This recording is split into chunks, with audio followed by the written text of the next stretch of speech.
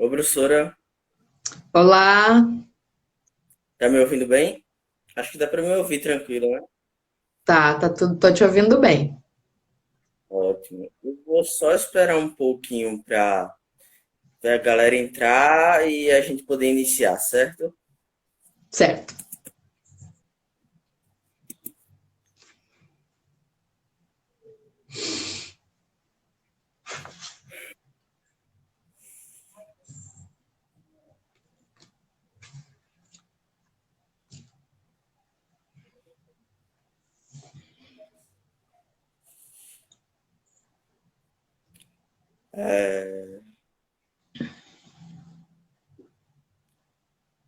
E aí, professora, tudo bem com você? Tudo jóia, tudo certo.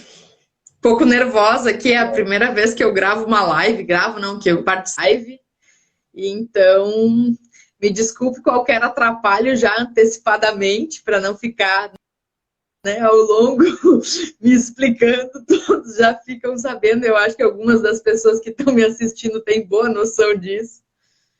Então, estou super eu também contente de digo estar aí mesmo, participando das lives do CAF.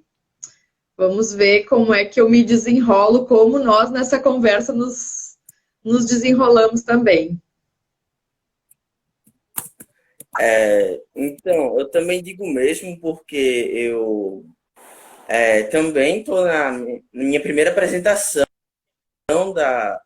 do projeto Live Social aqui do CAF e também posso acabar pecando pelo nervosismo aqui. E é a primeira vez que eu tô. Aliás, é a segunda vez que eu participo de uma live, na verdade. Então, é isso. Eu acho que posso acabar pecando pelo nervosismo. Mas aproveitando que o pessoal já está entrando, eu vou me apresentar. Eu sou o Lucas, eu sou do terceiro período de Ciências Sociais, da UFAL, e estamos aqui com Nádia Menes, que é professora de antropologia do CS. Ela é na Universidade Federal do Rio Grande do Sul, né, professora?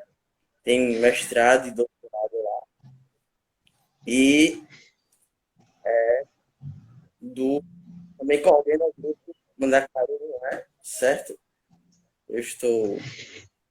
Quem coordena o Mandacaru é a Débora. Eu coordenei durante alguns anos, mas atualmente a professora Débora Alebrant é a coordenadora do grupo de pesquisas. Ah, sim.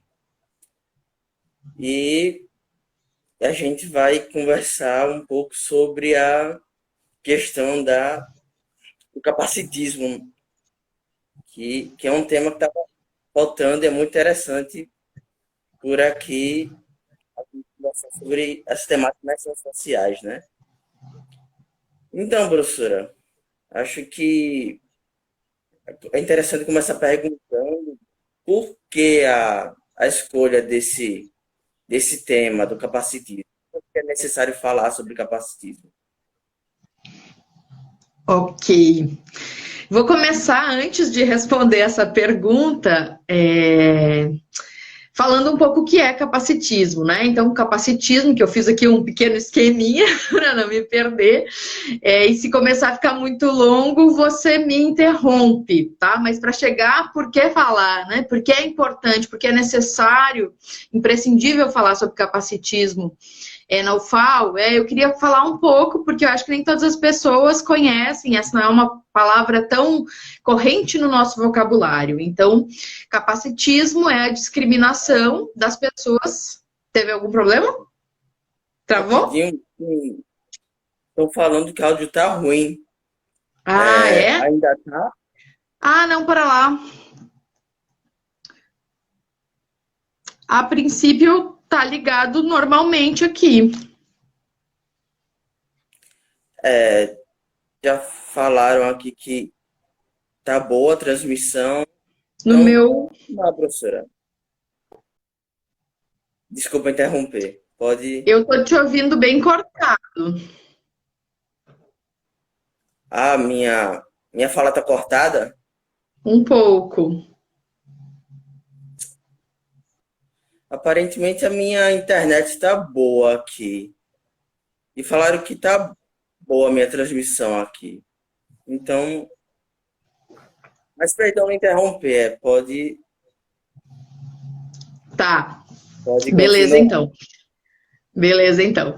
Então, eu ia dizendo que o capacitismo é discriminação das pessoas por motivo de deficiência, a partir de uma percepção hierárquica dos corpos em relação a uma definição de normalidade. Então, o capacitismo pressupõe que viver com deficiência significa não apenas ser menos capaz, ser menos feliz, mas também importar menos, valer menos enquanto pessoa, ser menos reconhecido enquanto humano. Então, para as ciências sociais, como, né, acontece em face de outras discriminações, como o machismo, como o racismo, como a homofobia, o desafio é começar olhando para além dessa apreensão individual e perceber a discriminação que ultrapassa essa nossa leitura pessoal, essa nossa leitura, né, de cada um, e como ele se expressa em termos das estruturas, das relações, da nossa imaginação e da nossa capacidade de criar o mundo à nossa volta. Então, por que é que eu estou trazendo esse tema do capacitismo aqui para essa live, para, né, para os estudantes de ciências sociais, para o grupo de pesquisas, né? Eu acho que eu tenho, né, tentado também provocar em relação aos pesquisadores que estão vinculados ao mundo acadêmico, pesquisadores em gênero, saúde e direitos humanos.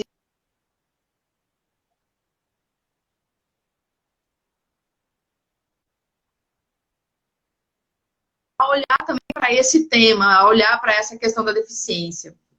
Então, por quê, né? Por que falar sobre capacitismo hoje, né? Porque eu acredito... Tá ouvindo? Tá ok? Tá? Tudo tranquilo, pode continuar. De repente me passou que talvez algo estivesse acontecendo, mas não. Então, porque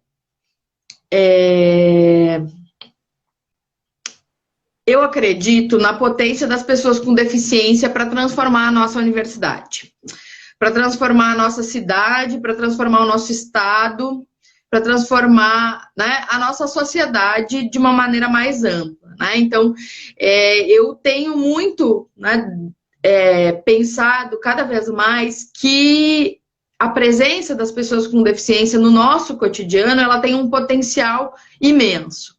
É um pouco como a Angela Davis vai falar em relação às mulheres negras. Eu considero que quando uma pessoa com deficiência se movimenta dentro da sociedade, ela transforma aquilo que está à sua volta. Né? Ela faz com que muitas outras coisas se movimentem junto com ela. Então, desde o ano passado, eu tenho diretamente apostado nessa capacidade pedagógica dos corpos aleijados, né? Dos corpos cegos ou com baixa visão, surdos, com deficiência, com vários, né, níveis de ensurdecimento, cadeirantes, bengaleiros, muletantes, enfim, né? Toda sorte de pessoas cujos corpos se apresentam, né, como diferentes e que, de certo modo, perturbam uma série de expectativas de convivência social. Tenho apostado, né, nessa potência para alterar a paisagem universitária. E desde então, eu acredito que eu conquistei alguns parceiros para me ajudar a povoar o campus AC Simões com esses outros corpos e com outras subjetividades que sejam nutridas pela interdependência e pela imposição diária da superação.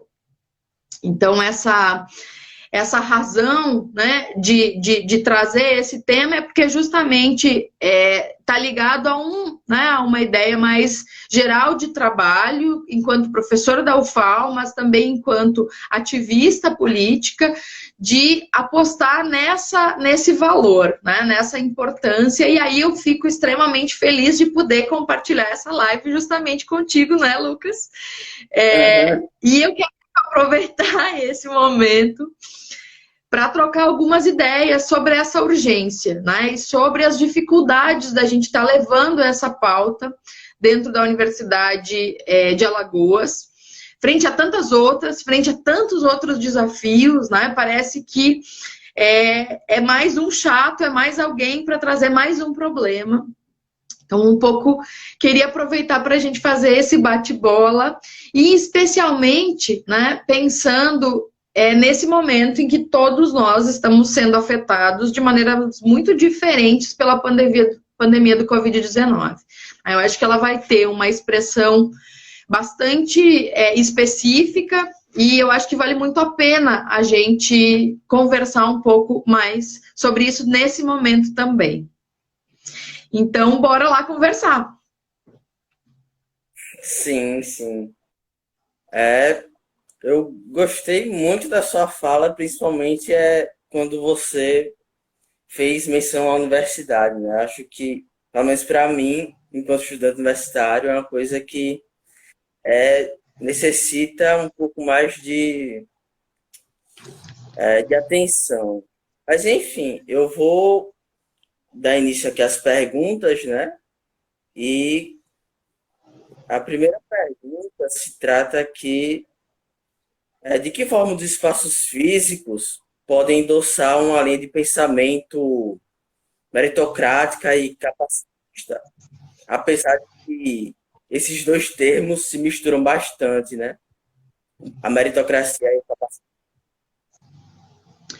Pois é, eles estão, né? Eles não são exatamente a mesma coisa, mas eles convergem em várias direções, né? Eu acho que para a gente olhar para os espaços físicos hoje, a gente precisa pensar um pouco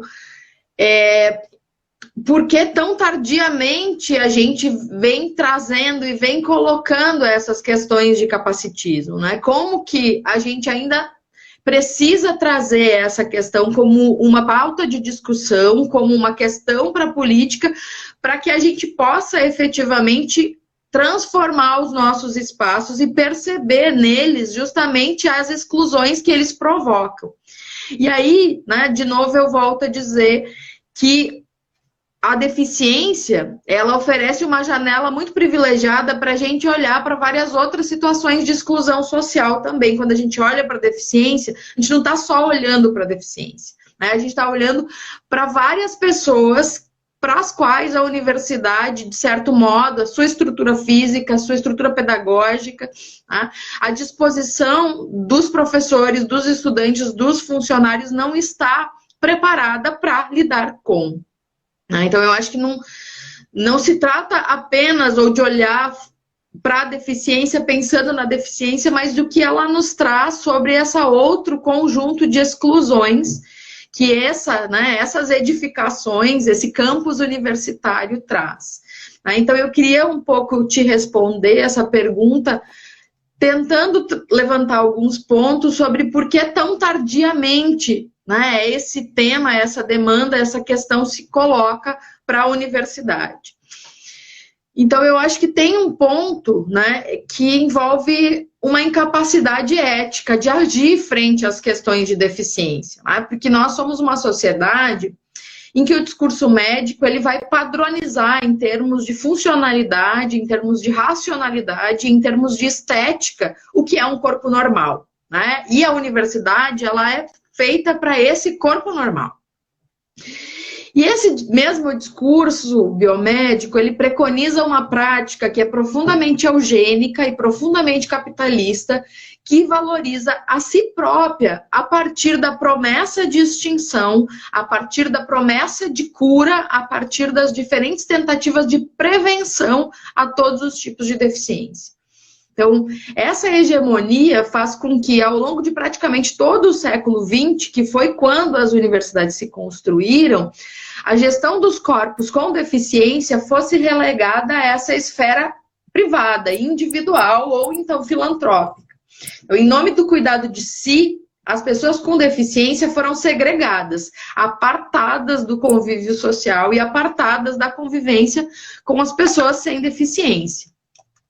Então, eu acho que é muito importante pensar, né, situar esse tardiamente em relação ao que vem se modificando do ponto de vista de como o Estado, né, gerencia a deficiência e como ele faz frente a esse discurso biomédico que se consolidou ao longo do século XX, que é um discurso que efetivamente nega a deficiência.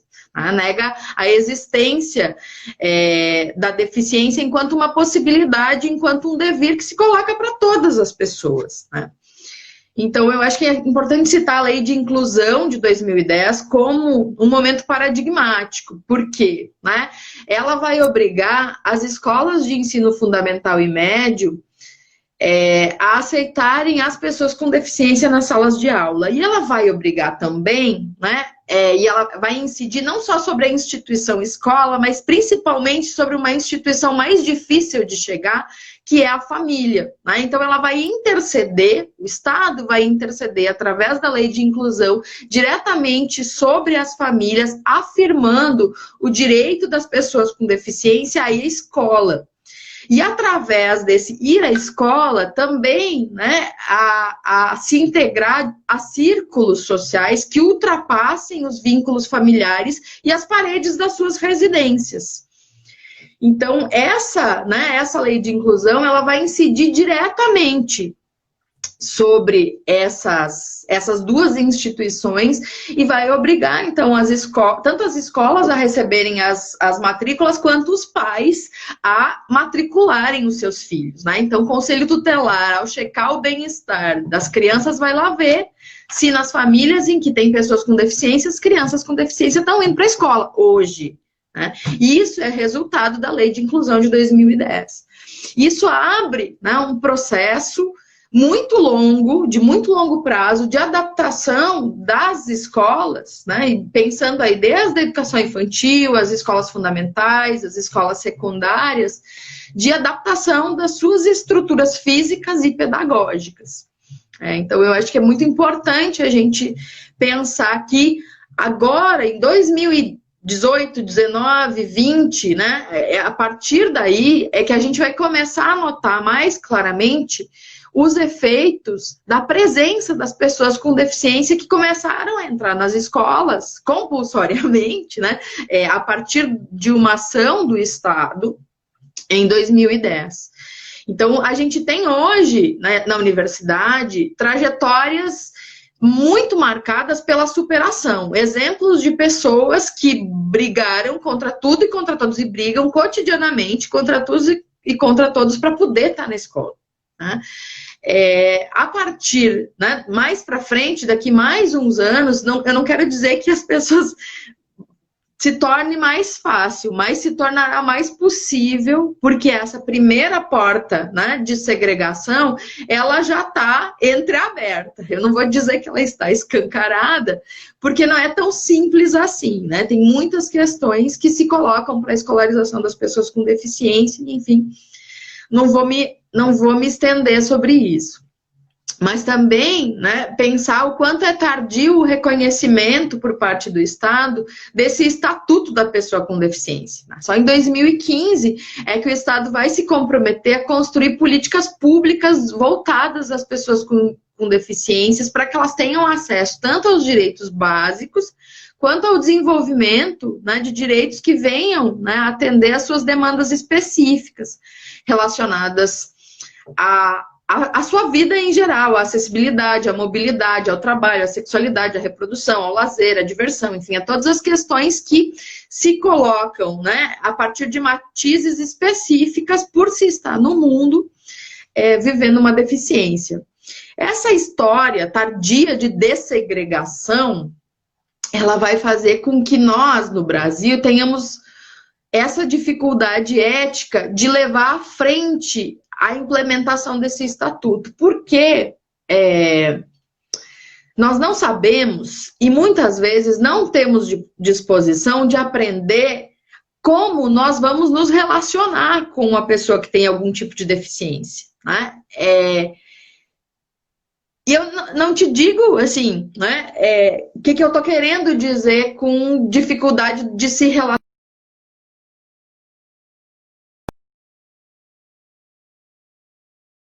a quaisquer outras pessoas das nossas relações. Ou seja, fora de uma relação de tutela. Então, essa dimensão, ela é extremamente danosa para todas aquelas pessoas que não têm deficiência, ela é extremamente descapacitante. Por quê? Né? Nós não desenvolvemos a competência, a capacidade de perceber como o mundo que nós construímos para nós mesmos exclui a própria possibilidade da deficiência, que se apresenta como um devir para todas as pessoas em qualquer circunstância. Então, todo mundo pode vir a ser uma pessoa com deficiência. E a gente, né, tão socialmente, coletivamente, considera normal que, à medida em que uma pessoa tem algum tipo de deficiência, ela viva completamente longe, distante, apartada. Então, é nesse lugar que a nossa história nos coloca frente à construção de políticas com deficiência. Nós temos uma deficiência, as pessoas, né, em geral, os corponormais, têm uma grande deficiência no que diz respeito a essa capacidade de contemplar formas de estar no mundo diferentes. Então, por quê? Porque desde que nascemos, aquilo que é desejado em nosso nome passa por essa negação, né? Passa por esse afastamento, né? Essa depreciação moral de se estar no mundo de diferentes formas. Então, eu acho que é muito... traz um desafio que nós, pessoas sem deficiência, não conseguiremos superar se nós não tivermos, né, na formulação dessas políticas, na implementação dessas políticas, em todas as instituições, a presença de pessoas com deficiência atuando em todas as frentes. Então, nós não somos capazes de fazer isso sozinhos.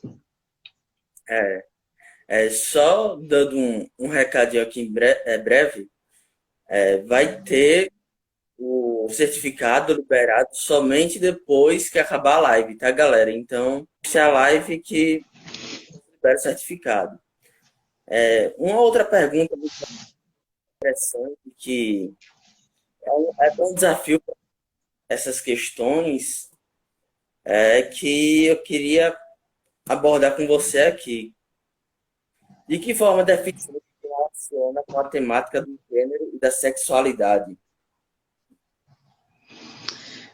Do gênero e da sexualidade. Então,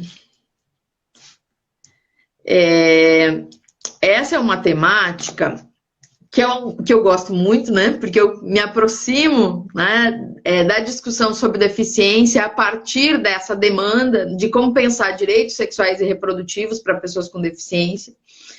E eu acho que existem caminhos muito diferentes, né, que envolvem justamente como você olha... Tô sentindo, tô vendo perguntas aqui aparecendo. Mas deixa eu tentar me focar na tua questão primeiro, Lucas. Eu acho que no campo da deficiência física, né, eu acho que tem uma série de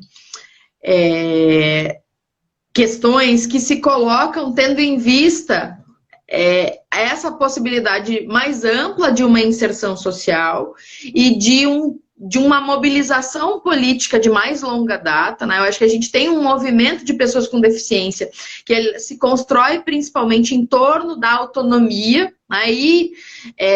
No qual essa autonomia ela já passa por um conjunto de outras conquistas e a sexualidade ela vem um pouco a reboque dessa discussão, né? A sexualidade ela vem a partir da possibilidade mesmo do sujeito circular, se inserir socialmente, trabalhar, cruzar as paredes da sua própria casa e poder ter acesso à rua, poder ter acesso à convivência. Então, tem, obviamente, uma série de questões que têm uma origem psicológica, porque elas estão relacionadas a essas próprias mensagens negativas que são passadas para as pessoas com deficiência de uma maneira mais ampla, né, que envolvem essa negação. Então, olhar para o seu corpo e desejar o seu próprio corpo e considerar o seu corpo como desejável, ela não é alguma coisa instantânea e que brota individualmente da subjetividade das pessoas. Ela vai sendo construída a partir das relações com os outros e especialmente de como essas relações alimentam e são capazes de alimentar a imagem que o sujeito faz de si mesmo, a autoestima que o sujeito constrói. Então, há também uma série de outras questões que envolvem o exercício, né? Tem essas questões que estão relacionadas a olhar para o seu corpo, a perceber o seu corpo como um corpo desejante e principalmente como um corpo desejável, né? Que essa questão de não... de conseguir se descentrar do modelo heterossexual penetrativo, né, com um tipo de posição específica e entender que aquela é a finalidade do prazer e do desejo. Então, conseguir esse descentramento tem, né, uma série de dinâmicas sociais, subjetivas, psicológicas que estão envolvidas. Agora, tem também uma série de questões que são físicas, no sentido de objetivas materiais, né, que elas envolvem essa possibilidade de interação consigo mesmo, com o seu próprio corpo, né? E com o corpo de outra pessoa, tendo em vista que a gente entende o nosso script para a sexualidade, ele é um script que, em geral, né, prioriza o espaço privado, né, e a interação monogâmica entre duas pessoas, quando elas estão sozinhas, né, sem audiência, sem pessoas para dar suporte, né, então, dentro de relações que não são exclusivamente sexuais, né, a partir de um conjunto de vínculos outros, que o prazer não é o objetivo necessariamente principal. Então, eu acho que é um enquadramento difícil, também nesse sentido de como você multiplica as cenas, como você consegue transformar o prazer erótico em algo a ser obtido em outros espaços, com outras mediações, a partir de outras ferramentas, né? Então, isso envolve um investimento muito de autoerotismo e também dessa disposição e interesse dos outros de explorar outros cenários e outras ferramentas, outros processos, inclusive de assistência, né? Então, quando a gente olha para determinadas deficiências de mobilidade, você vai ver, né, que uma própria prática de masturbação, ela não é possível de ser executada se o sujeito não tem algum tipo de ajuda. Né? Da mesma maneira que ficar sozinho com uma outra pessoa com quem se deseja ter algum tipo de interação erótica, não sempre funciona facilmente. Assim, é toda uma logística envolvida nisso e que envolve um escancaramento, né? Disso que geralmente a gente não sai por aí para as pessoas dizendo eu vou transar, né? A gente pode até manifestar esse desejo ou então contar isso depois no outro dia, mas a gente não dá os detalhes da logística de como esse nosso desejo vai ser colocado em prática.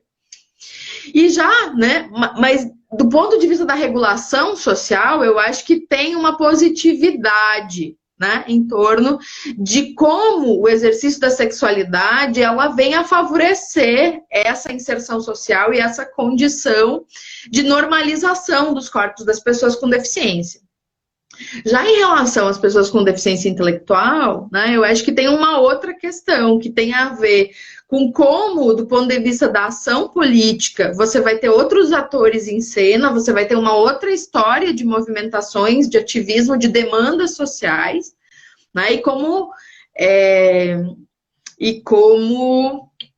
o próprio olhar, né, para as capacidades físicas, ele não justifica qualquer tipo de intervenção, né? Então, é como se, né, onde a gente não observa qualquer tipo de deficiência na possibilidade de interação, né, erótica, a gente vai colocar problema em outro lugar, em outra dimensão, em outra esfera, que é talvez a esfera que, pensando contemporaneamente das regulações em torno da sexualidade, nos é mais cara, né? Que é conseguir dimensionar o consentimento, conseguir dimensionar isso que vai se erigindo como um valor em relação às relações sexuais, né? Que elas sejam consentidas, que elas têm, né, como principal finalidade, o seu exercício tem como finalidade o exercício da satisfação individual e pessoal.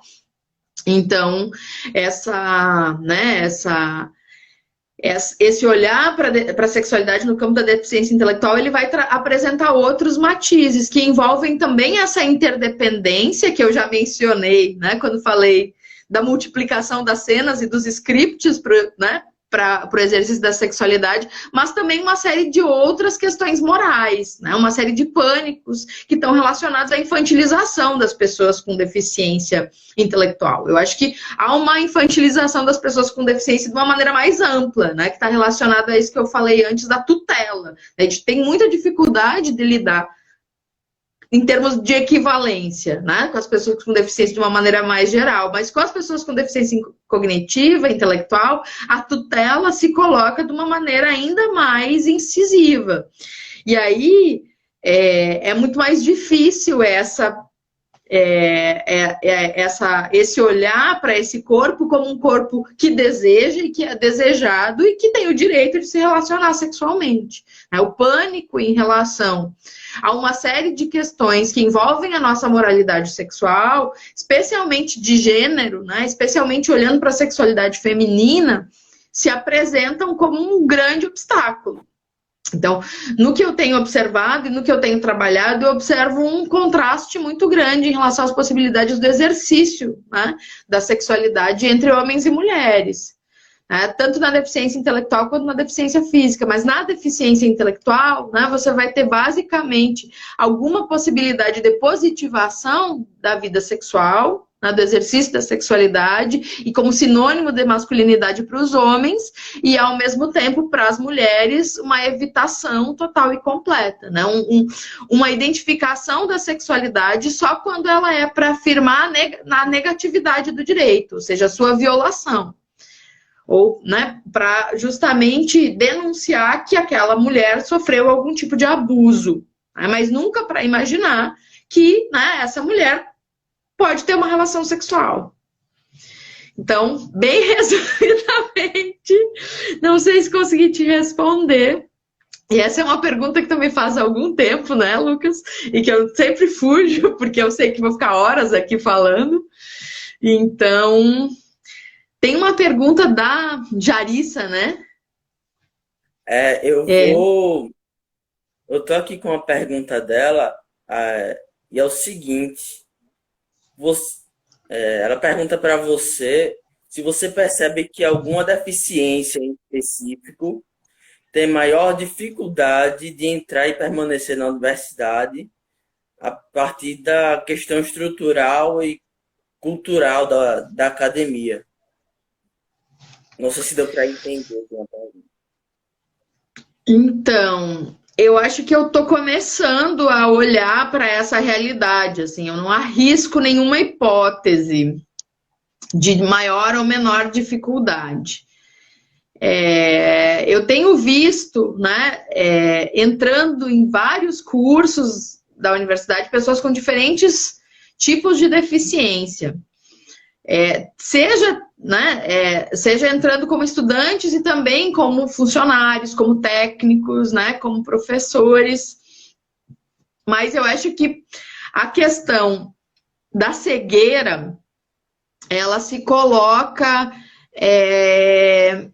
com mais impasses, assim, com menos fórmulas, com com menos caminhos já traçados em termos da acessibilidade. O que não quer dizer que as pessoas com outros tipos de deficiência não vão encontrar obstáculos maiores, né? No nível individual, isso vai se entrecruzar com uma série de outras questões. Então, gênero, classe, raça, né? Você vai ter sempre essas mesmas elementos incidindo nessa dificuldade de entrar e de permanecer na universidade. Mulheres, homens, negros, brancos, e também pensando geracionalmente. Mas a questão da cegueira, eu acho que ela traz mais desafios do ponto de vista pedagógico, assim, mais desafios do ponto de vista da necessidade, você não conseguir fazer de conta que o estudante não está ali, né? Eu acho que a gente consegue, do ponto de vista do ensino, invisibilizar vários tipos de deficiência e, né, não é prática corrente, pelo menos nos estudantes da UFAL, saírem por aí se afirmando, eu sou uma pessoa com deficiência. A gente tem muitos estudantes com deficiência que nunca nem se percebe que eles têm algum tipo de deficiência, porque eles não falam a respeito disso. Tá? Eles não trazem isso como uma questão, porque eles sabem que isso é algo que vai acarretar, né? Isso é mais um elemento de expulsão. A gente tem vários outros elementos de expulsão da universidade, vários. Aí eu diria que mais mecanismos de expulsão do que de fixação.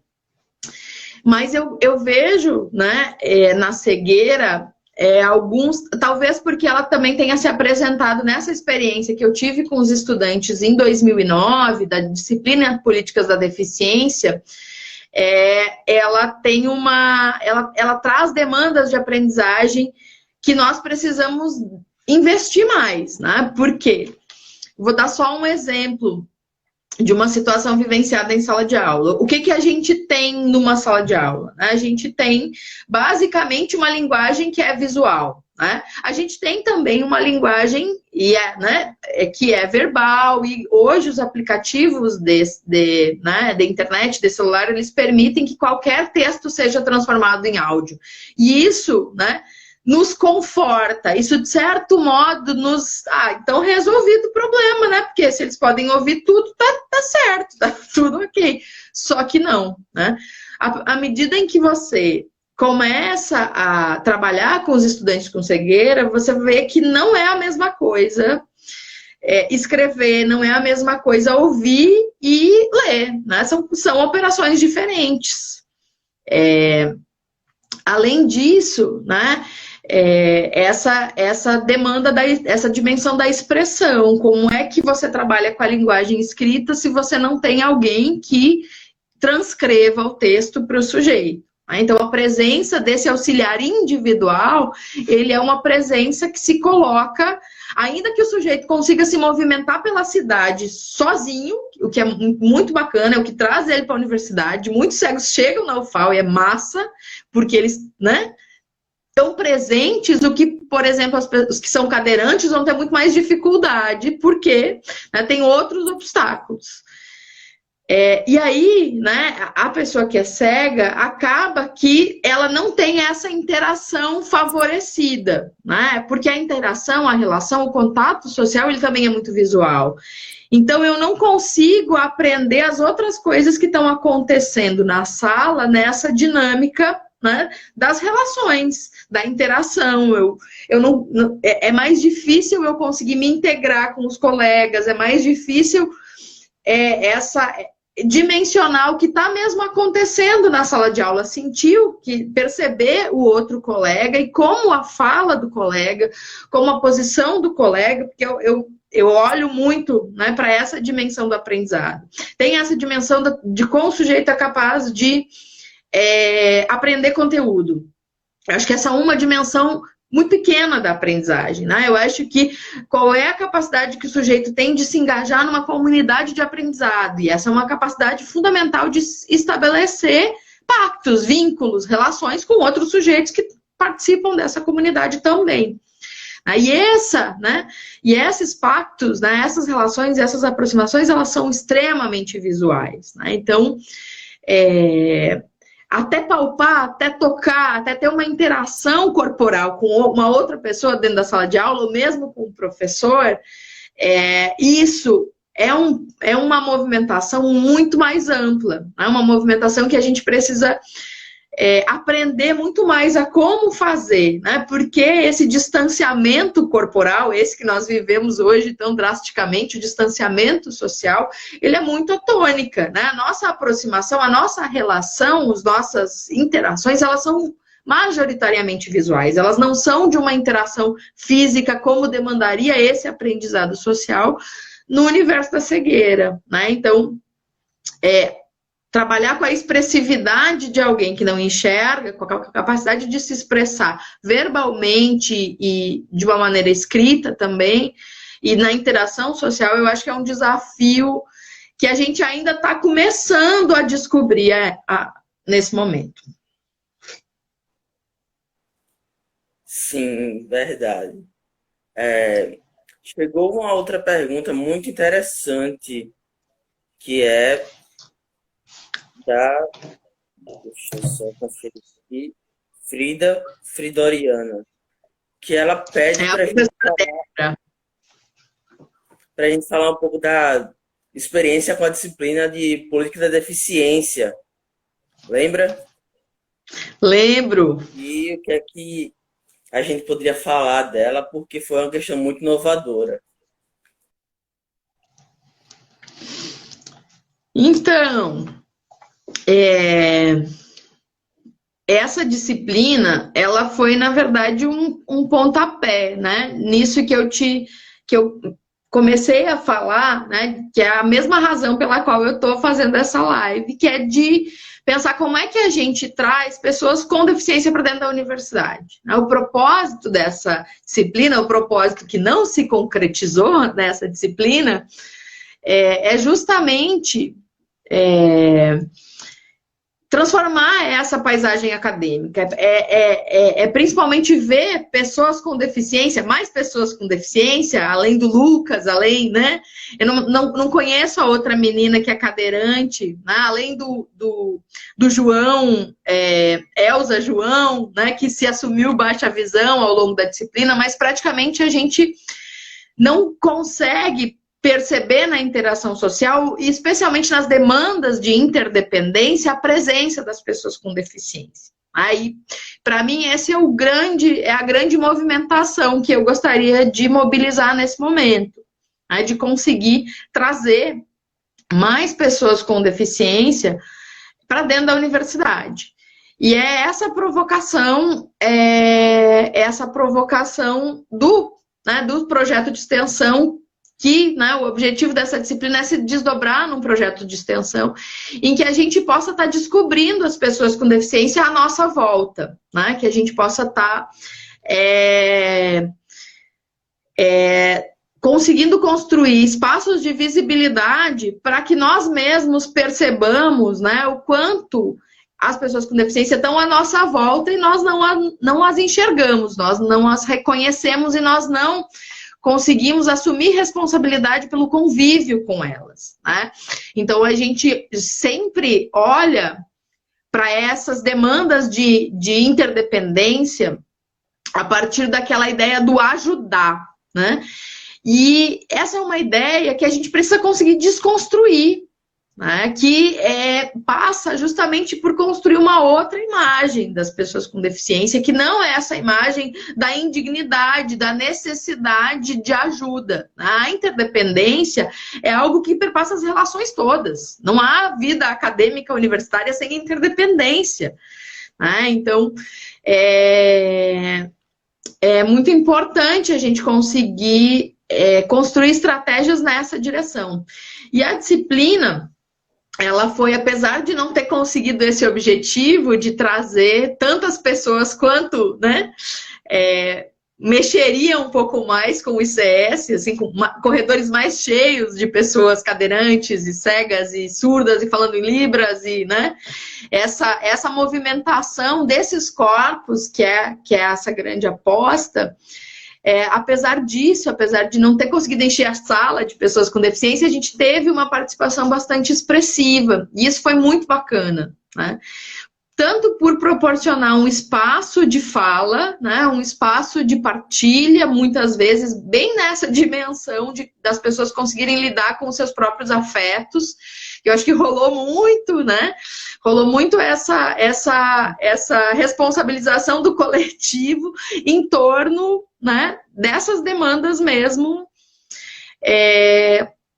subjetivas, né, que envolvem lidar com como, né, como de uma maneira mais ampla nós vamos construindo essas mensagens em todos os lugares extremamente negativas. Então, assumir isso, né, eu acho que foi um ponto muito importante para as pessoas sem deficiência, né, e para as pessoas com deficiência, essa possibilidade de também estar lendo, né, e se instrumentalizando em relação à teoria social da deficiência, né? Eu acho que esse é um ponto fundamental na organização de algum tipo de ativismo, de mobilização, né, de luta, de construção de política pública. É essa incorporação de uma leitura que não seja exclusivamente uma leitura biomédica da deficiência, que é essa leitura que vai olhar para como você previne, como você evita, como você extingue as deficiências, né? Então, eu acho que a leitura social da deficiência, ela tem uma contribuição imensa, né? Especialmente para que as pessoas com deficiência se engajem, né, nas mobilizações coletivas em torno, né, dos seus direitos e da implementação desse estatuto da pessoa com deficiência.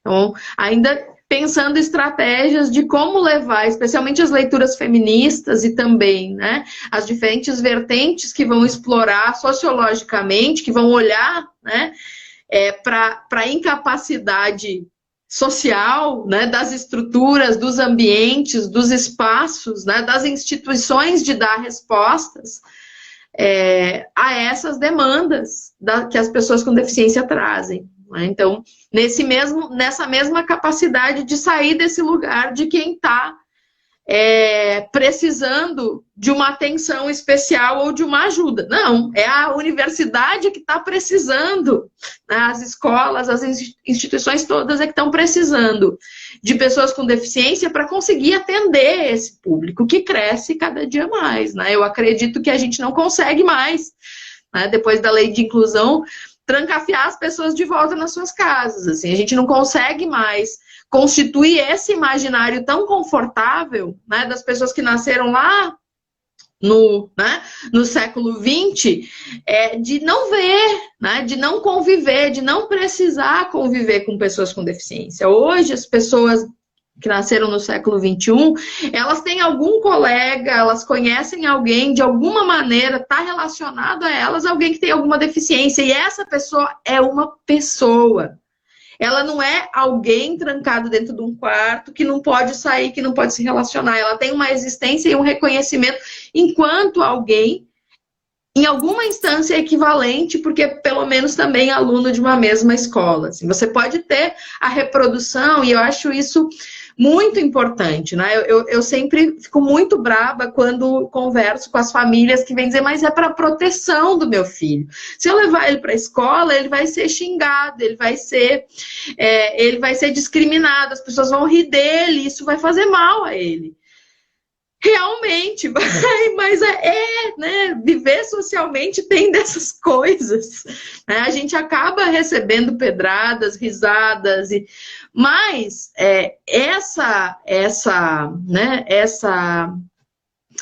esse conseguir externalizar e dramatizar esse capacitismo que nos constitui é fundamental para que a gente possa identificá-lo, para que a gente possa reconhecê-lo, para que a gente possa viver isso coletivamente, né? E eu acho que é muito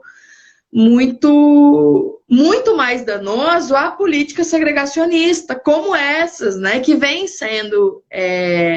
avançando dentro da agenda desse atual governo, muito travestidas, né, de um apoio, né, às pessoas com deficiência, especialmente alguns setores, né, dentro desse movimento, e que volta a apostar em instâncias de separação, que volta a apostar em instâncias de segregação social. Né? Eu acho que as pessoas com deficiência dentro da sociedade brasileira chegaram para ficar e vão fazer muito barulho, eu espero.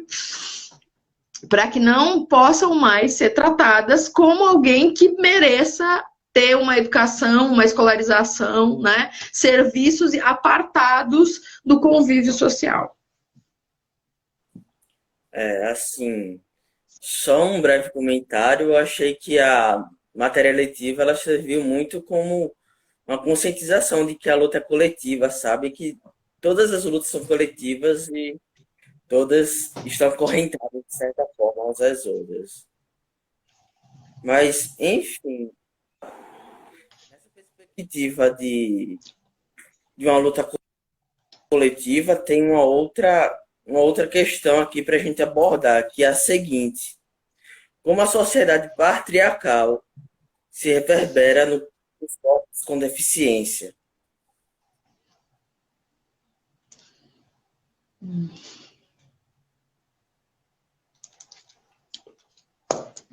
Então, eu acho que estava, né, logo no início da fala, mencionando essa impossibilidade de você separar, né, esses marcadores, né, quando você olha para uma pessoa com deficiência, ela nunca é só uma pessoa com deficiência, ela sempre está situada numa classe social, racialmente e em termos de gênero. Apesar de eu considerar essa interseccionalidade fundamental, assim, de não poder desconsiderar nenhuma dessas dimensões, não só por ser pesquisadora de gênero, mas também por isso, eu vejo nessa dimensão, que é essa dimensão patriarcal que tu mencionasse, o maior imbróglio, né? Eu acho que tem uma dimensão que envolve essa história, né, tardia de dessegregação que nós vivemos no nosso país e que confina, né, as pessoas com deficiência à esfera doméstica, sobrepondo aí, né, uma série de imposições que se colocam, né, também que se colocaram, né, que se transformaram ao longo do século passado em relação às mulheres, né? Então, eu acho que você tem essa possibilidade de uma abertura, de uma maior circulação pela esfera pública das mulheres de uma maneira mais geral, né? Porque os dispositivos de regulação da sua sexualidade se transformaram, né? Eles não saíram junto com a mulher de dentro da casa. Os dispositivos, de certo modo, eles continuam operando de controle da sexualidade feminina. E eles têm muita dificuldade de capturar as mulheres com deficiência, né? Então, justamente por essa dimensão que eu estava te falando, né, mais cedo, né, quando falei do tema gênero e sexualidade, que me parece que essa vivência da segregação, ela se coloca como mais intensa para as mulheres, né? Então, se eu for olhar mesmo para a minha disciplina, a maior parte das pessoas com deficiência que integraram a minha disciplina e que eu vejo nas universidades são homens. Então, eu acredito que tem um efeito, né, em que se coloca para as mulheres com deficiência em torno, principalmente, dessa demanda, né, por tutela, por proteção, por cuidado, por assistência, por o que a gente faz, né, o que a gente deixa de possibilitar de acesso, de convivência, de circulação social, né, tendo em vista essas expectativas de masculinidade e de feminilidade. Então, se você vai pensar um homem e uma mulher que são cadeirantes, ainda que, né, essas negociações com a família elas sejam uma conquista bem individual e que cada sujeito vai construindo ao longo da sua história, né, essas liberdades, essa possibilidade de circular sozinho na rua, né, ela vai sendo conquistada paulatinamente por cada indivíduo, homem ou mulher, né? Mas eu acho que as rupturas que as mulheres precisam fazer, as mulheres com deficiência precisam fazer para chegar, né, num espectro de circulação, né, mais de interação, mais amplo, são maiores. Né? Eu tenho essa hipótese. Acho que né, inclusive, né, pensando nesses recortes de classe, eu acho que há uma boas condições de escolarização, né, de acesso à universidade menos, né, mas quando a gente olha para o mundo do trabalho, quando a gente olha para as universidades, quando a gente olha para essa possibilidade de estar nos espaços de sociabilidade, eu acho que a presença das mulheres ainda é bem menos expressiva do que a presença dos homens com deficiência. Então, eu acho que essa sociedade patriarcal, ela se expressa de uma maneira também, mesmo quando a gente consegue pensar a circulação, a integração, a possibilidade de uma maior acessibilidade dos espaços, das instituições, das diferentes esferas, eu acho que essa acessibilidade se apresenta de maneiras distintas para homens e para mulheres. E pegando um pouco esse gancho dos aspectos das instituições, tem uma pergunta que é o seguinte: você acredita que em algum aspecto a universidade ela promove um falso entendimento do conceito de capacitismo pela forma como ela opera normalmente? Ou você acha que a forma como a universidade opera não interfere no entendimento do capacitismo? Eu acho que eu queria que tu falasse um pouco mais disso que tu está descrevendo como falso entendimento. Que eu posso olhar isso de várias maneiras. No aspecto, por exemplo, de competitividade de produção, que é muito exigido na universidade, e que, às vezes, o espaço e a forma como a pessoa com deficiência é tratada não permite que haja essa devida produção cobrada, esse aprendizado, toda essa questão pedagógica que cobre a universidade. Sim. O rendimento, né? Eu acho que tem essa questão, talvez isso que tu estejas falando de falso entendimento tenha a ver com dimensionar essa assimetria em relação ao rendimento.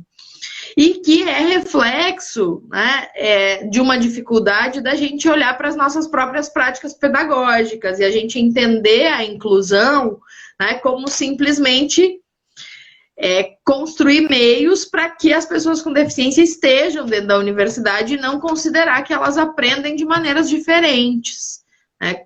Conforme o tipo de deficiência que elas têm, mas pensando que é completamente diferente ser um jovem universitário corpo normal, né, que se enquadra dentro de uma série de expectativas de funcionamento corporal, de rendimento corporal, e um jovem que entra na universidade e que precisa responder a demandas várias outras, né? E que essa dimensão do ensino, ela não vai ter essa centralidade que a gente deposita, né? A gente constrói uma carreira do estudante que é uma carreira onde o rendimento é o principal valor, né? E a gente entende justamente essa razão fim da universidade em torno desse rendimento, né? Então, eu acho sim que tem uma leitura que é uma leitura que a universidade faz sobre o capacitismo, que é uma leitura onde aquilo que está mais longe da gente conseguir mexer é justamente essa pressuposição do rendimento. Tem outras questões ainda que a gente pode trabalhar um pouco ainda. Tem algumas outras demandas, digamos assim. Tá. Então, vou tentar ser mais objetiva nessa resposta. Eu acho que a questão do rendimento ela é um grande desafio, né? Eu acho que ela é um desafio que ela se apresenta, né, não apenas em relação à deficiência, né? Eu acho que ela envolve esse repensar mais amplo de qual é a relação que a gente estabelece da universidade para com a comunidade, né? E aí, uma vez que, né, a gente consegue reconhecer e identificar as pessoas com deficiências dentro dessa comunidade acadêmica e dentro das questões que ela coloca, né, para o ensino, né, e para a profissionalização e para, né, outras dimensões como, né, a atuação social e política. À medida em que a gente consegue entender qual é o papel da universidade, a gente consegue repensar qual é o lugar da universidade em relação a isso, eu acho que a gente é obrigado a repensar o rendimento para todos os sujeitos, né? Porque não só as pessoas com deficiência destoam desse padrão do estudante de graduação que termina o seu ensino médio e está procurando uma profissão, e aí vai passar 4 anos fazendo tudo aquilo que os professores demandarem dele para que ele consiga esse diploma que vai permitir exercer essa profissão. Acho que as razões que levam hoje as pessoas à universidade são muitas, múltiplas, são muito diferentes, né? E aí eu acho que o rendimento precisa ser repensado desde essa perspectiva.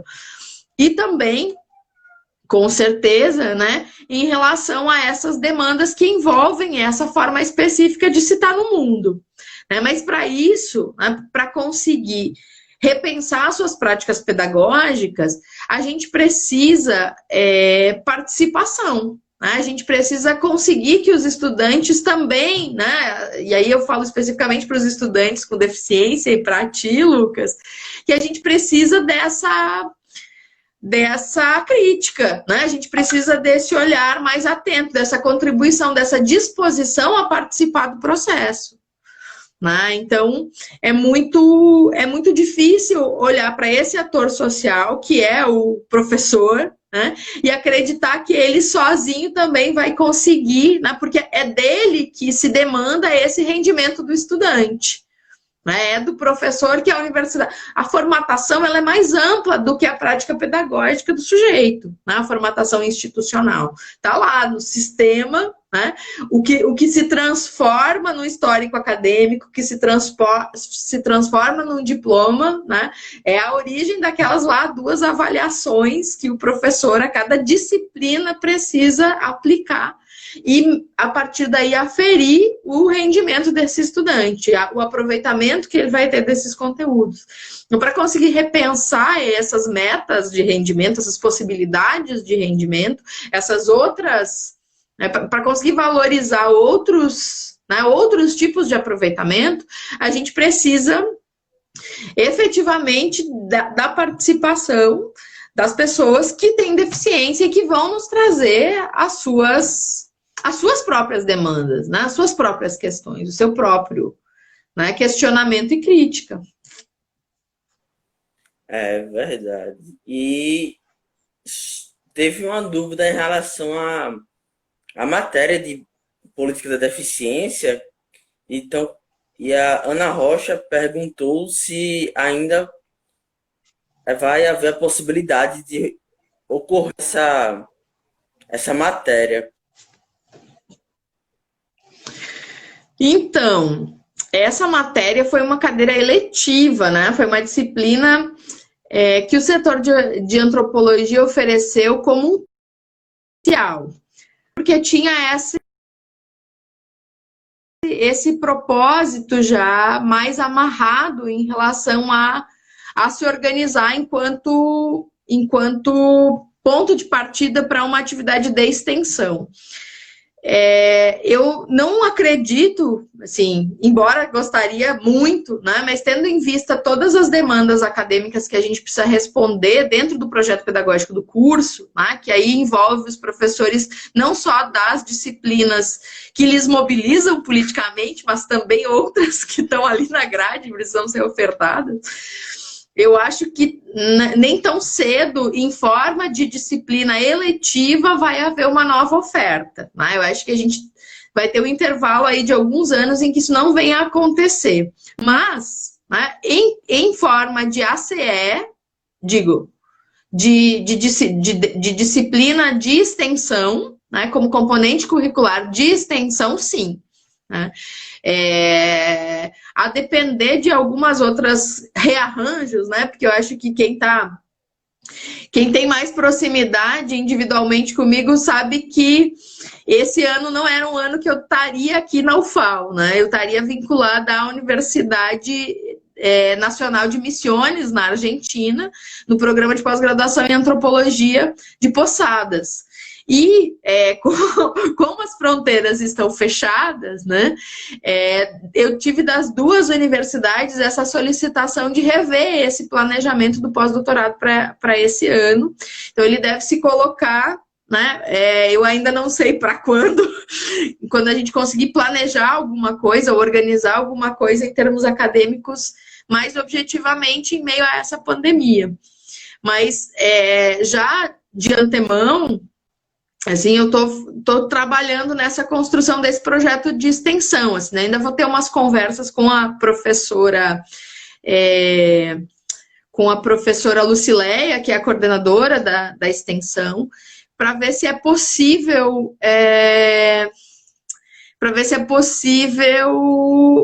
implementar uma atividade, uma disciplina de extensão, veiculando aqueles estudantes que, né, possam se engajar nesse momento nas ações de extensão. Eu não consigo me organizar para participar do edital de extensão que saiu agora, porque essa atividade ela ainda está um pouco, né, impactada por eu conseguir dimensionar o meu vínculo com a própria instituição no próximo ano.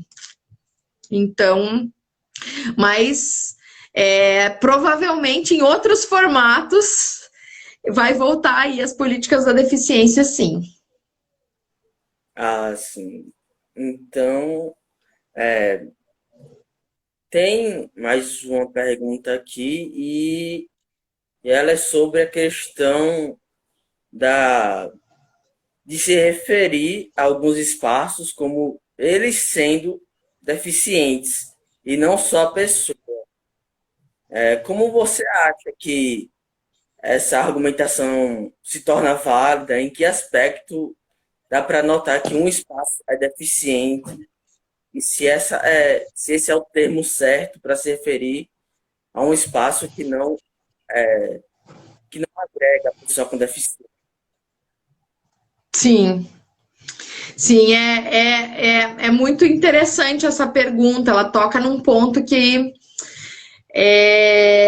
precisa ser falado também, né, em relação ao capacitismo, que é essa proliferação de mensagens negativas em relação à deficiência e como a gente usa esse termo né, como um adjetivo pejorativo para falar, né, de várias coisas que não estão a contento ou que não atendem às expectativas que se tem sobre, né, esses espaços. Então, eu acho que, tendo em vista, né, é importante pensar a história das palavras, né? Eu acho que a gente não pode criticar e trazer, né, como questão uma problematização sem compreender todo o processo a partir do qual, especialmente a partir do século XXI, deficiência se torna, né, um termo político no Brasil, né? A gente não tem isso no século passado, a gente não tem isso na década de 90 no Brasil. Então, essa própria... quando a gente olha para as mobilizações em nível mundial em torno da deficiência, a gente vai ver muito essa noção do disability. Disability é uma palavra inglesa. E aí você vai ter outras palavras em outras línguas, discapacidade em espanhol, handicap Não consegui agora falar em francês bonitinho. Mas, enfim, você vai ter outras formas, e no Brasil foi sempre muito difícil falar, né? Foi sempre muito difícil escolher um termo, tá? Então vocês vão encontrar na fala dos agentes públicos brasileiros essa mistura, assim, pessoa com deficiência, né? Você vai ver outras, né, outras formas, pessoas com necessidades especiais, pessoas especiais, né? Os especiais. Então, tem muitas nomenclaturas, e o movimento social, ele é muito perpassado por essa disputa em torno de um termo que passa a ser consenso só, né, eu diria, a partir do Estatuto da Pessoa com Deficiência, né, onde você efetivamente começa a construir essa outra significação para, né, para a palavra deficiência, e aí eu concordo, sim, que a gente precisa começar a ressignificar deficiência, né? Precisa começar a ler deficiência a partir dessa chave e perceber o que isso diz para as pessoas, né? E aí modificar o nosso vocabulário. Então, eu diria que também não tem como não tem como a gente olhar para essas terminologias sem considerá-las como frutos de produções e de investimentos históricos, né? Daqui para frente, eu acho que a gente precisa assumir o compromisso de não usar mais essa palavra para desqualificar, né? E nesse sentido, assim, de uma atribuição ao espaço, atribuição ao, né? E sim, enquanto uma perspectiva relacional. Eu acho extremamente importante que a gente consiga utilizar essa palavra, seja nos diferentes sentidos que a gente possa se apropriar, porque eu acho que a linguagem ela foi feita para que a gente se aproprie dela, ela não nasceu com um conteúdo programático amarrado, né? Eu acho que a antropologia seria o último lugar a partir do qual a gente cristalizaria usos para os termos. Eu acho que o que a gente precisa brigar é para que politicamente ela seja pensada, concebida, discutida, trazida sob forma de uma relação, né, que envolve justamente essas demandas que se colocam e os recursos que a gente tem para atender essas demandas. Sim, verdade. Então, eu acho que é isso. Não sei se consegui te responder, mas estamos aí. Sim, é muito importante falar sobre a ressignificação da palavra deficiência.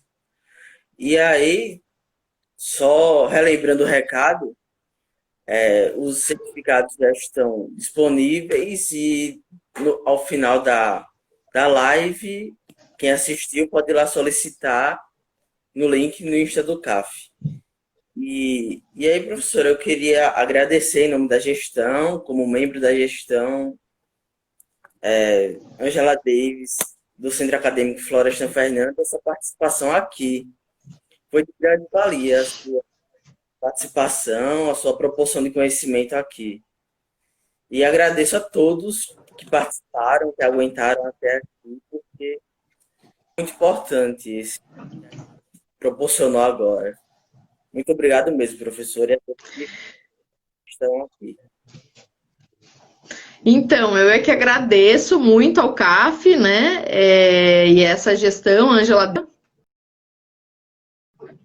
Dizer que né, foi muito legal conversar um pouco mais contigo, Lucas, e aprendeu muito como usar o Instagram, que é uma coisa que eu até hoje não tinha feito na minha vida.